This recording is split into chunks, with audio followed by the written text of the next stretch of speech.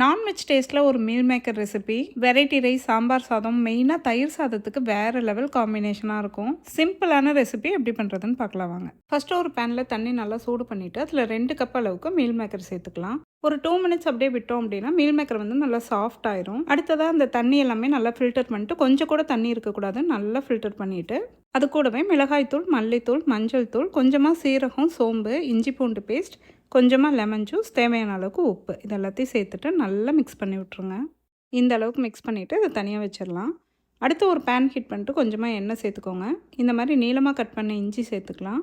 இதை லைட்டாக ஃப்ரை பண்ணி விட்டுட்டு கூடவே நீளமாக கட் பண்ண பெரிய வெங்காயம், பச்சை மிளகாய் 2 சேர்த்துக்கோங்க. கூடவே கருவேப்பிலை சேர்த்துட்டு இதை நல்லா வதக்கி விட்டுக்கோங்க. வெங்காயம் வந்து நல்லா வதங்கணும், இந்த அளவுக்கு கலர் மாறணும். அந்த அளவுக்கு வதங்கினதுக்கப்புறம் நீளமாக கட் பண்ண தக்காளி சேர்த்துக்கலாம். கூடவே இந்த மசாலுக்கு தேவையான அளவுக்கு உப்பு சேர்த்துக்கலாம். மீல் மேக்கரில் ஆல்ரெடி நம்ம உப்பு சேர்த்துருக்கோம். தக்காளி வந்து ரொம்ப வதங்கணும்னு அவசியம் கிடையாது, இந்த அளவுக்கு வதங்கினா போதும். ஏன்னா மீல் மேக்கரும் சேர்த்துட்டு நம்ம திரும்ப குக் பண்ண தான் போகிறோம். இப்போ நம்ம மிக்ஸ் பண்ணி விட்ட மீல் மேக்கர் சேர்த்துட்டு இதை எல்லாத்தையுமே நல்லா வதக்கி விட்டுருங்க. மோஸ்ட்லி நான்ஸ்டிக் பேனில் செஞ்சோம் அப்படின்னா தண்ணி எதுவும் சேர்த்த தேவையில்லை. ஒருவேளை உங்களுக்கு அடி பிடிக்கும்னு தோணுச்சு அப்படின்னா தண்ணி கொஞ்சமாக தெளிச்சு மட்டும் விடுங்க. நம்ம ரோஸ்ட் மாதிரி பண்ணணும் அப்படிங்கிறனால இதில் வந்து தண்ணி எக்ஸஸாக இருக்கக்கூடாது. அப்பப்போ நடுவில் எடுத்து மிக்ஸ் பண்ணி விட்டுட்டு திரும்ப மூடி போட்டு மூடி வச்சுருங்க. ஒரு 10 மினிட்ஸ் மீடியம் ஹீட்டில் குக் ஆனாவே மசாலாவோட பச்சை வாசம் எல்லாமே போயிடும். லாஸ்ட்டாக கொத்தமல்லி இலை தூவி இறக்கிட்டிங்கன்னா சூப்பரான ஒரு மீல் மேக்கர் ரோஸ்ட் ரெடி.